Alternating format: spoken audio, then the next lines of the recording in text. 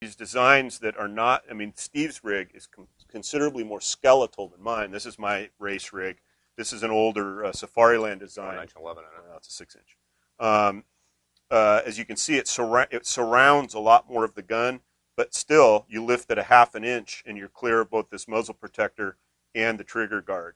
So even though it surrounds the gun to a greater extent, it releases the gun just as quickly as Steve's does. And compared to the modern holsters that have essentially just the support of the gun at the trigger guard, you still have to lift it slightly to clear it. In a proper draw, you're going to lift the gun 2 or 3 inches anyway. So if it's clear in the first half inch of movement, the skeletonization of the pouch part of the holster isn't really getting you anything, and it is exposing your gun. I mean, I know just from walking around the range, I'm bumping the holster into metal targets, wooden target stands and whatnot, and I prefer to have the gun somewhat surrounded by the holster just because I think it does leave it more secure and it's more protected. You know, another point there about safety is, and I've heard this happening a few different times, these really highly customized holsters that, like Rick was saying, that just retain the gun here and leave the muzzle open. We've seen some stages where you start from a seated position, and unfortunately, with the muzzle being exposed, the person's leg will come up,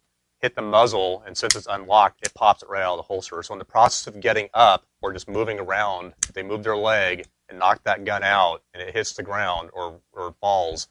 It's a match DQ right there. There have been some instances of that happening, so it's something that you really need to be aware of in the type of holsters that do not have any protection in the muzzle of the gun, bumping the gun out of the holster.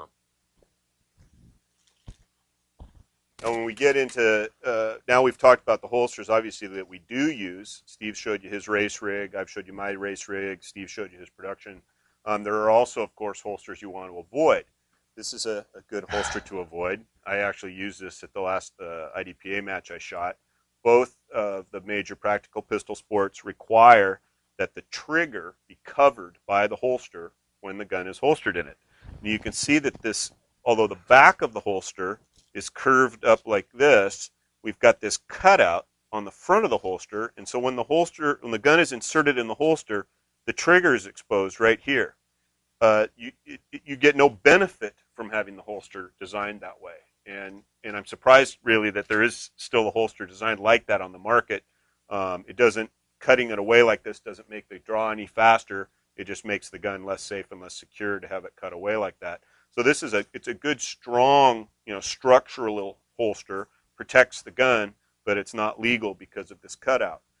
That's a key point, as you can see here on this holster and the other ones that we were showing, is that the primary requirement of a holster in IPSC is that it needs to be, or probably IDPA also, is that it needs to cover the trigger guard of the gun. That's probably one of the number one requirements, other than probably like an IDPA daylight and belt and things of that nature, not so much in IPSC, but it has to cover the trigger guard of the gun. So if you have a holster that covers the trigger guard of the gun, and strong side holsters I prefer, you're not allowed to use shoulder holsters, you're not allowed to use cross draw holsters or anything of that nature.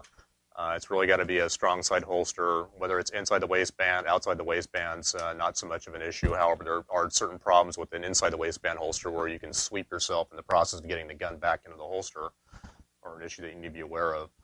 Pretty much anything will work as long as it's a legal holster. Another example of a not so good holster, you'll notice that the holsters that we've shown so far either are cut away around the slide in the front of the frame, or they're very structurally strong and don't deform when the gun is removed. If you've got a holster that's made of natural materials, generally leather, you've got the opening, and you can see that just a little bit of pressure on that closes it right up. This isn't a bad holster for concealed carry, where 99% of the time what you're doing is carrying the gun. But when you're drawing and reholstering, it's really lousy, because when you pull the gun out, it closes up a little bit, and then it's very difficult to get it back in the holster. Yeah, you can really see here what's going on. Now once you get it in there, it's really nice because it protects the gun. You got your entire cylinder is covered, trigger is covered. It's not a bad holster. But if you're going to be practicing, doing dozens of draws, or you're shooting a match, or you're drawing and reholstering, it's not a very good design. You'd really need either a holster that's like this one. Like that one.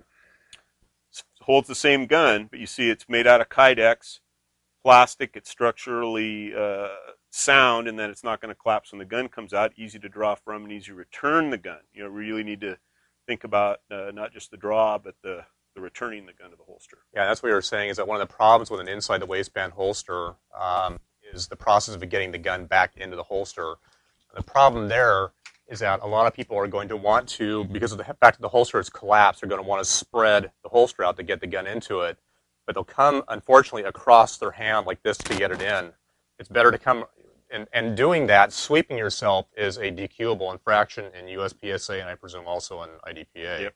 Can't point a loaded gun at yourself or anyone or else. Even an unloaded gun at yourself. Yeah, even an unloaded gun. There's only a couple exceptions to that, which is typically on draw, and you're allowed to. I mean, if you're in a seated position in a start, the gun's going to point at your leg. It's inevitable. It just happens. And there's an exception in IPSC or USPSA. And forgive me if when I use IPSC and USPSA, they're synonymous from my standpoint. You are allowed to sweep your lower extremities, but you're not allowed to sweep anything basically above your belt. So you can't sweep your hand, you can't sweep your arm, you can't sweep your body. The same thing applies to when you're holstering the gun, is that you're not allowed to sweep yourself. So if you have an inside the waistband holster, you really need to bring the gun out around, spread the holster, and then come in from the back and come in and drop it in. Don't come over the front or you will be DQ'd. Yeah. Yeah. Yeah, that's something that thinking about your gear, think about it from the functional aspect, but then also how it affects your draw.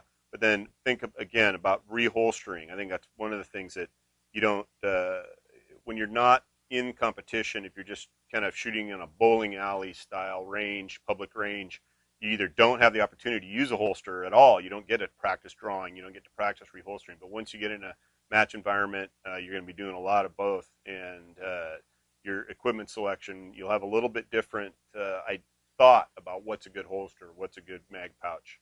And so again, if you're going to spend money, spend it once on the right thing. Don't invest in a bunch of equipment that might not work for you.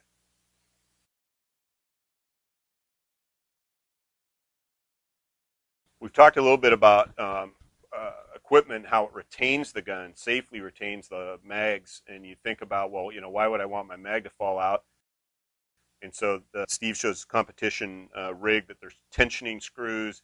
You can adjust it so that you can easily access the magazines, but they're not in the gun, but they're not going to fall out. So there's retention screws here that allow you to set the tension on the magazines when you put them in so that they can't accidentally fall out when you're running around. That's one of the problems that you'll see, is that if people don't have the tension screws adjusted properly, and as they run and bounce around and stuff like this, all of a sudden they've lost a magazine and they quickly find out when they go to reach for it and it's not there. Yeah. Now IDPA goes one better, and they actually give very specific magazine pouch retention requirements. And the rule book says that the magazine pouch must cover a minimum of 2 inches of the magazine body when the magazine is inserted. These are right at 2 inches, so these are, you know, for IDPA purposes, low-cut mag pouches. And then further, you not only are required to have 2 inches of the mag covered, but if the mag for some reason does fall out, you're penalized. You get a penalty for dropping the mag on the ground. So you want to make sure for 2 reasons that your mags are secure. One, that it fulfills the requirement of 2 inches of coverage. Also, you want to make sure these have an internal metal spring that actually retains the mag in there. So, like for instance, when you're drawing the first mag out, if you just snag it a little bit on the base pad of the magazine in the other pouch, you're not going to drag out both of them. So it's kind of like a double whammy there. Make sure you got sufficient coverage, and make sure that they're secure and that they don't fall out. A good test is put some loaded mags in there, turn it upside down, and just see if they'll hold against 1G. If they will, that's generally sufficient retention. So are these mag carriers legal in IDPA? As long as you can't change the double belt. Yeah, assuming you don't have the double belt, as long as you cannot change the angle on them and they're not offset too far from the body. Well, I legal. could change the angle on Well, them. but not while they're on the belt, right? You right. take them off and adjust the screw. Yeah. Yeah. So those are probably legal. I don't have a measuring device on me. Again, the rule book is very specific about the dimensions, how far equipment can ride from the body. That's the other thing about if you are interested, assuming you're interested in these sports because you're watching the show. If you have rules questions, although we invite you to send us an email and ask about them, the rule books for both USPSA and IDPA are available on the organization's websites. So again, it's USPSA.org and IDPA.com. Yeah. So if you have a question like, oh, geez, what are those dimensions? I mean, if my holster is legal or not, you can just look them up in the rule book. It's right there. But if you have a question, go ahead and fire it to us, and we'll try to talk about it on the show.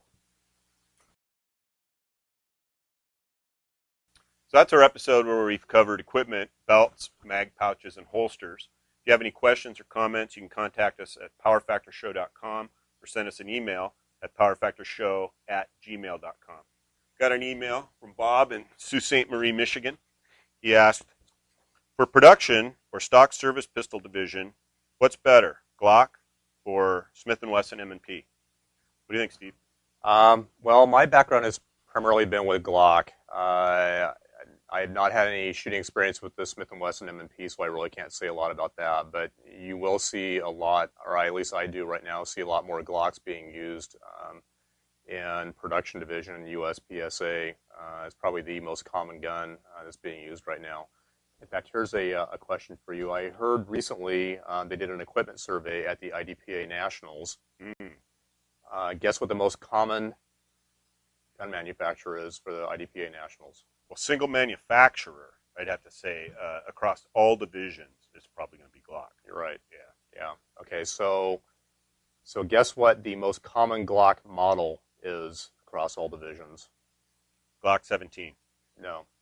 And this is IDPA. IDPA. I should probably guess the Glock 19 because it's more compact and better for concealed carry. But we are talking national championships. So right. That's the Glock 34. That may explain a lot of things. Yeah. Yeah. Apparently, the 19 was only used. I think 5% of the shooters were using the 19, so which is kind of surprising. Divisions. And I think the thing there is that there's a lot of aftermarket support for the Glock guns, which is, I think, a very attractive thing compared to a lot of the other guns that are out there, since like the Smith & Wesson. Which is not to say that after a period of time, the aftermarket industry will catch up and start supplying a lot of parts. In fact, they actually already have. I think there's something called an Apex trigger, I believe, for the M&P, which apparently turns that trigger into a really nice spare. Yeah. There seems to be a certain consensus that most of the plastic framed guns need a trigger job, and I've shot some plastic frame guns with stock triggers, and I've shot some that have had aftermarket work or aftermarket parts installed, and you really can do a lot within the rules to really improve the trigger. But since we were talking about IDPA Nationals, Dave Savigny's won IDPA Nationals many times shooting a Glock that, according to him, is virtually stock. So you don't need to fiddle with the gun to perform at a high level. The other thing I think I'd like to mention here is that you do not need a really racy gun to compete. This year, I shot my Glock 19 throughout the entire year in production division, and actually was able to hang with the Grandmasters fairly well using that. So I think there's sometimes kind of a myth thinking that you really need to be shooting a racy, Glock 34 or a hot rodded M&P, and I think the point here is that shoot what you have. If it's a Glock 19 or one of the other more carry specific guns, go out and shoot it. Get your feet wet in competition and go out there and shoot what you have. You do not need the raciest equipment in this game. Thanks for the question, Bob. Okay, in our next episode, we're going to talk about shooting your first match. Yeah, so getting involved in competition shooting and shooting your first match. So we'll see you next time.